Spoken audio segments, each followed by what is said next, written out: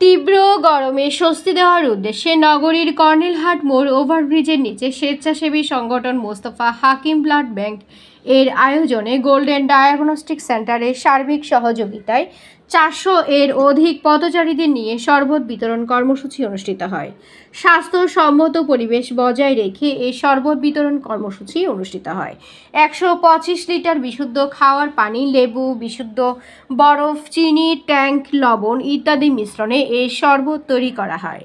উক্ত কর্মসূচিতে উপস্থিত ছিলেন মোস্তফা হাকিম ব্লাড ব্যাংকের সভাপতি রেজাউল মোস্তফা, সহ সভাপতি মোস্তফা মোর্শেদ শ্রেয়া, সাংগঠনিক Arfan Hanim Siam, ICT media Nadim Sheikh, blood department Robeya Siddika, নির্বাহী সদস্য Arman Kader, Israt Jahan Naima, Sumaiya Akter Happy, Farhana Akter Norin, Tabassum Ismat Tarin. Desk news HT Bangla. Walton আবারও মিলিনিয়ার অফারে ওয়ালটন ফ্রিজ কিনে আপনিও হয়ে যেতে পারেন মিলিয়নিয়ার।